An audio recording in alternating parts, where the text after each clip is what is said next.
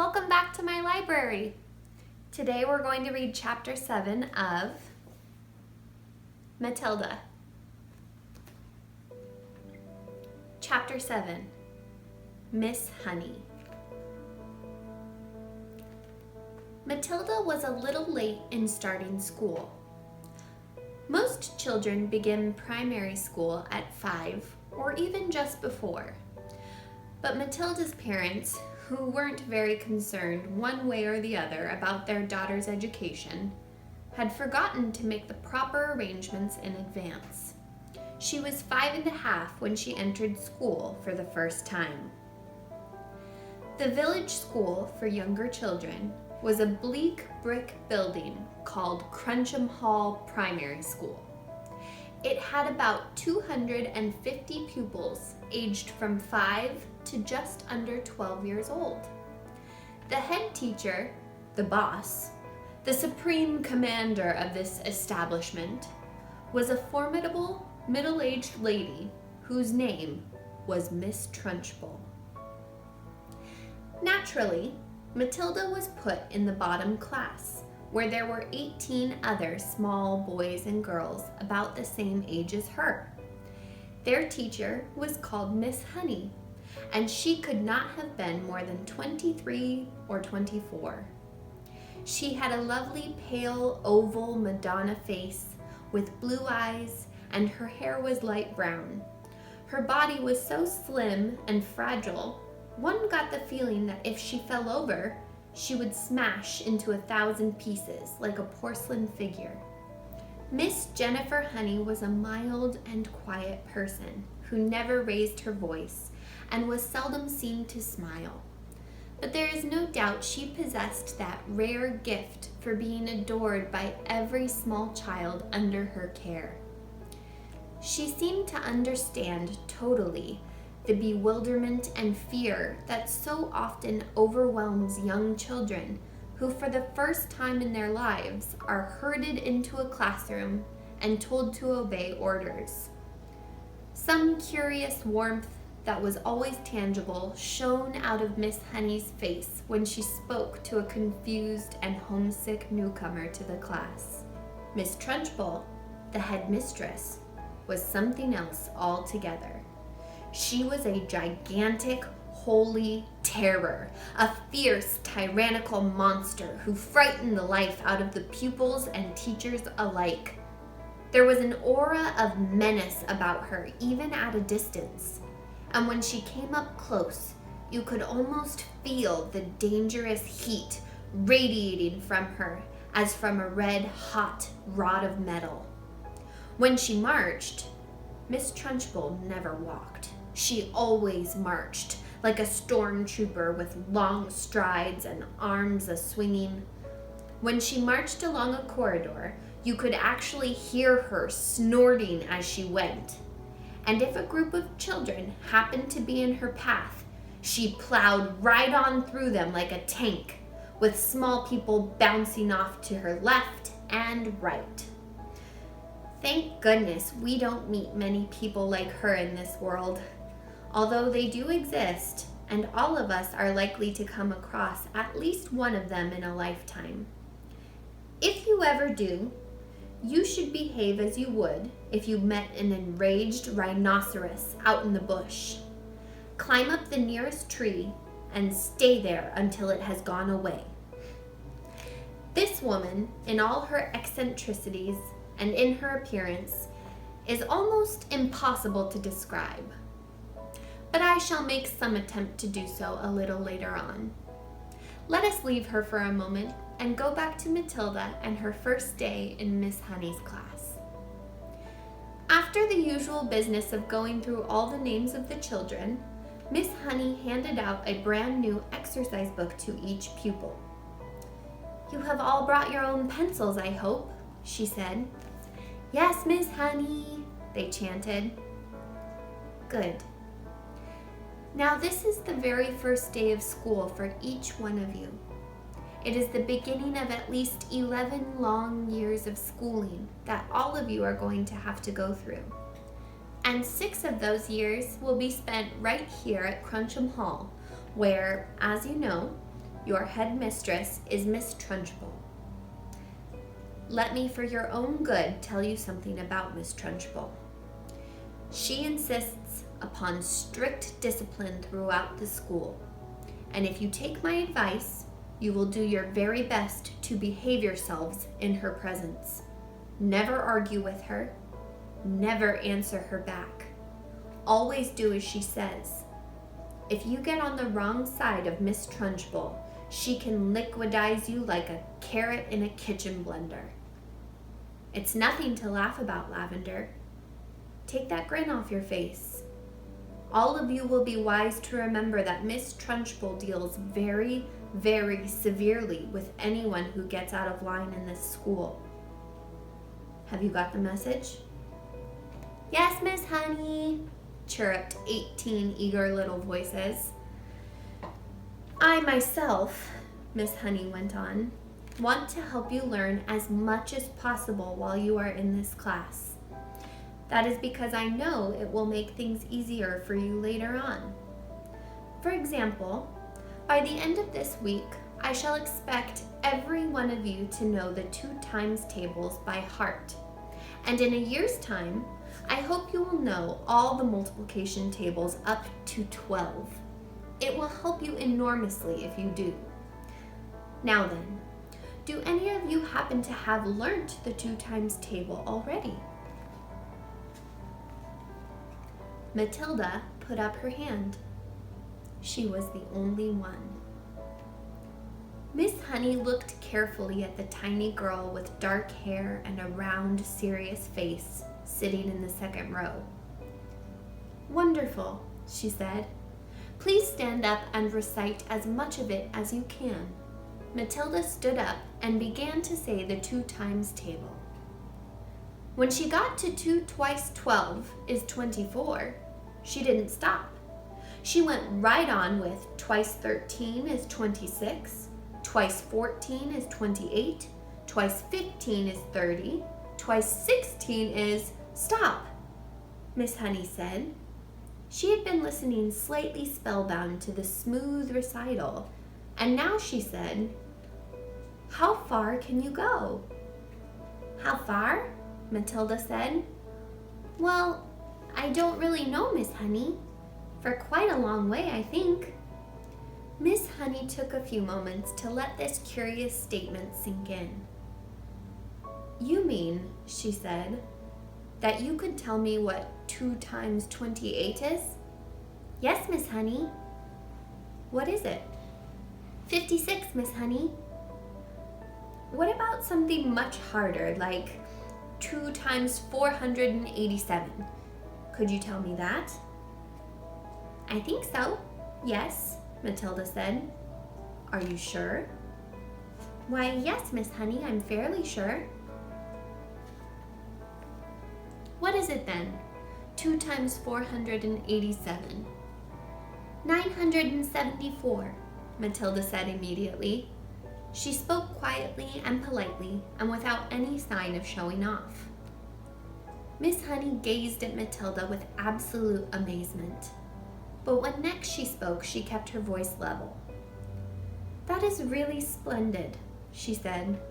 But of course multiplying by 2 is a lot easier than some of the bigger numbers. What about the other multiplication tables? Do you know any of those? I think so, Miss Honey. I think I do. Which ones, Matilda? How far have you got? I don't quite know, Matilda said. I don't know what you mean. What I mean is, do you, for instance, know the 3 times table? Yes, Miss Honey. And the 4 times? Yes, Miss Honey. Well, how many do you know, Matilda? Do you know all the way up to the 12 times table? Yes, Miss Honey. What are 12 sevens? 84, Matilda said. Miss Honey paused and leaned back in her chair behind the plain table that stood in the middle of the floor in front of the class. She was considerably shaken by this exchange, but took care not to show it. She had never come across a 5-year-old before, or indeed a 10-year-old who could multiply with such facility. I hope the rest of you are listening to this, she said to the class. Matilda is a very lucky girl. She has wonderful parents who have already taught her to multiply lots of numbers. Was it your mother, Matilda, who taught you? No, Miss Honey, it wasn't. You must have a great father then. He must be a brilliant teacher. No, Miss Honey, Matilda said quietly. My father did not teach me. You mean you taught yourself? I don't quite know, Matilda said truthfully. It's just that I don't find it very difficult to multiply one number by another. Miss Honey took a deep breath and let it out slowly. She looked again at the small girl with bright eyes standing beside her desk, so sensible and solemn. You say you don't find it difficult to multiply one number by another, Miss Honey said. Could you try to explain that a little bit? Oh dear, Matilda said. I'm not really sure. Miss Honey waited. The class was silent, all listening. For instance, Miss Honey said, if I asked you to multiply 14 by 19, no, that's too difficult. It's 266, Matilda said softly. Miss Honey stared at her. Then she picked up a pencil and quickly worked out the sum on a piece of paper. What did you say it was? She said, looking up. 266, Matilda said. Miss Honey put down her pencil and removed her spectacles and began to polish the lenses with a piece of tissue. The class remained quiet, watching her and waiting for what was coming next. Matilda was still standing up beside her desk. Now tell me, Matilda, Miss Honey said, still polishing. Try to tell me exactly what goes on inside your head when you get a multiplication like you do. You obviously have to work it out in some way, but you seem able to arrive at the answer almost instantly. Take the one you've just done, 14 multiplied by 19. I simply put the 14 down in my head and multiply it by 19, Matilda said. I'm afraid I don't know how else to explain it. I've always said to myself that if a little pocket calculator can do it, why shouldn't I? Why not indeed, Miss Honey said. The human brain is an amazing thing. I think it's a lot better than a lump of metal, Matilda said. That's all a calculator is. How right you are, Miss Honey said. Pocket calculators are not allowed in this school anyway. Miss Honey was feeling quite quivery. There was no doubt in her mind that she had met a truly extraordinary mathematical brain, and words like child genius and prodigy went flitting through her head. She knew that these sort of wonders do pop up in the world from time to time, but only once or twice in 100 years. After all, Mozart was only 5 when he started composing for the piano, and look what happened to him. It's not fair, Lavender said. How can she do it and we can't? Don't worry, Lavender. You'll soon catch up, Miss Honey said, lying through her teeth. At this point, Miss Honey could not resist the temptation of exploring still further the mind of this astonishing child. She knew that she ought to be paying some attention to the rest of the class, but she was altogether too excited to let the matter rest. Well, she said, pretending to address the whole class, let us leave sums for a moment and see if any of you have begun to learn to spell. Hands up, anyone who can spell cat. 3 hands went up. They belonged to Lavender, a small boy called Nigel, and to Matilda. Spell cat, Nigel. Nigel spelled it. Miss Honey now decided to ask a question that normally she would not have dreamed of asking the class on its first day. I wonder, she said, whether any of you three who know how to spell cat have learned how to read a whole group of words when they are strung together in a sentence. I have, Nigel said. So have I, Lavender said. Miss Honey went to the blackboard and wrote with her white chalk the sentence, I have already begun to learn how to read long sentences. She had purposely made it difficult, and she knew that there were precious few 5-year-olds around who would be able to manage it. Can you tell me what that says, Nigel? She asked. That's too hard, Nigel said. Lavender? The first word is I, Lavender said. Can you read the whole sentence? Miss Honey asked, waiting for the yes that she felt certain was going to come from Matilda. Yes, Matilda said. Go ahead, Miss Honey said. Matilda read the sentence without any hesitation. That really is very good indeed, Miss Honey said, making the understatement of her life. How much can you read, Matilda? I think I can read most things, Miss Honey, Matilda said, although I'm afraid I can't always understand the meanings. Miss Honey got to her feet and walked smartly out of the room, but was back in 30 seconds carrying a thick book.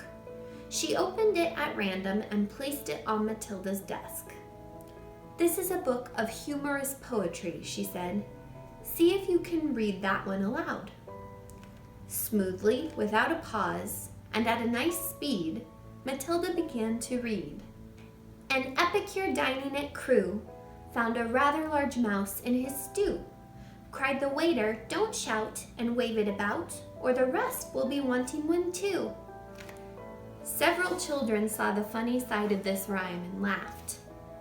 Miss Honey said, Do you know what an epicure is, Matilda? It is someone who is dainty with his eating, Matilda said. That is correct, Miss Honey said. And do you happen to know what that particular type of poetry is called? It's called a limerick, Matilda said. That's a lovely one. It's so funny. It's a famous one, Miss Honey said, picking up the book and returning it. It's a famous one, Miss Honey said, picking up the book and returning to her table in front of the class. A witty limerick is very hard to write, she added. They look easy, but they most certainly are not. I know, Matilda said. I've tried quite a few times, but mine are never any good. You have you? Miss Honey said, more startled than ever. Well, Matilda, I would very much like to hear one of these limericks you say you have written. Could you try to remember one for us? Well, Matilda said, hesitating, I've actually been trying to make one up about you, Miss Honey, while we've been sitting here. About me? Miss Honey cried. Well, we've certainly got to hear that one, haven't we? I don't think I want to say it, Miss Honey. Please tell it, Miss Honey said. I promise I won't mind. I think you will, Miss Honey, because I have to use your first name to make things rhyme, and that's why I don't want to say it. How do you know my first name? Miss Honey asked.